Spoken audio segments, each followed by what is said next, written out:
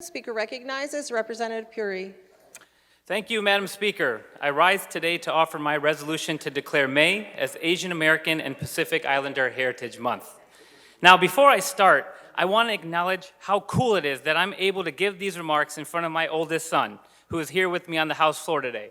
The ability for a 6-year-old, third-generation Asian American to watch his father deliver remarks on the Michigan House floor is a testament to this resolution and how far the AAPI community has come. Now, the acronym AAPI is often misunderstood. It stands for Asian American and Pacific Islander. The term is used to describe a diaspora of people with roots in over 40 countries, a population of roughly 24 million Americans, making it one of the fastest growing ethnic groups in America. Now, although there is some debate in which countries fit into this region, it extends as far east as Japan, as far south as Indonesia, as north as Mongolia, and as far west as Pakistan and India. And we picked the month of May for this resolution because of the historical significance dating back to the arrival of the first Japanese immigrants, and also to mark the enormous contributions of the Chinese laborers and their work on the Transcontinental Railroad.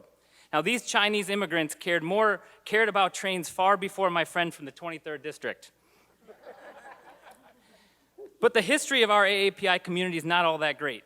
Dating back to the horrors of the abuse of Chinese railroad labor, the Japanese detention camps of World War II, and the exclusionary Asian immigration laws of the 19th and 20th century, which did not permit Asians to immigrate to our country.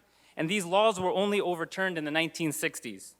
And let's not forget the brutal killing of Vincent Chin 40 years ago right here in Michigan. Needless to say, the Asian American community did not have the warmest welcome. And yesterday, when walking around for co-sponsors, someone said, "Why do you people need your own day?" Well, for starters, I'm not asking for a day, I'm asking for a month.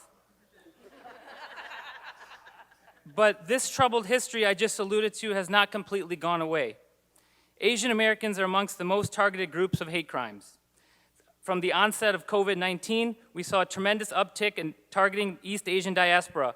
And after 9/11, South Asian groups, especially Muslims and Sikhs, saw a similar uptick. Now, just recently in New York City, 3 separate incidents of hate crimes toward the Sikh community, including the brutal beating of an elderly Sikh man walking to his Gurdwara. Now, as the son of immigrants and one of the youngest elected Asian Americans in Michigan, and like many first and second generation immigrants, I struggled with my childhood in finding my identity. On one hand, I was this Midwestern boy, born and raised, who loved football and apple pie. On the other hand, my grandparents, who couldn't speak English, lived with us and constantly reminded me of where our family came from. It was a constant push and pull in assimilating to my home country, but also not completely forgetting the cultures and traditions of my family's ancestral home. And my parents, like all immigrants, came to this country for opportunity, to live out their own version of the American dream.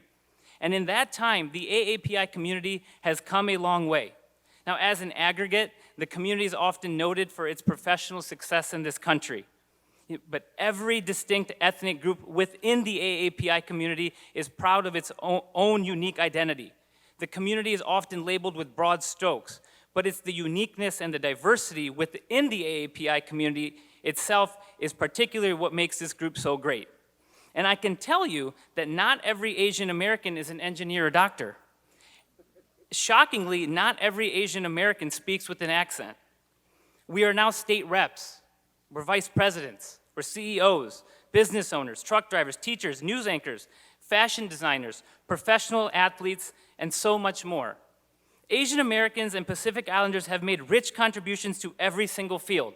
And for 150 years, the broader Asian community has dedicated themselves to calling America home and working to make our country even greater.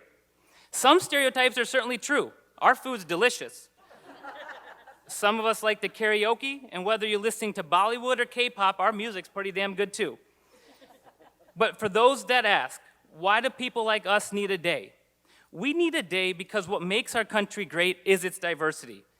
And it is not on any single marginalized group to celebrate that themselves. It is something that we should all be proud of.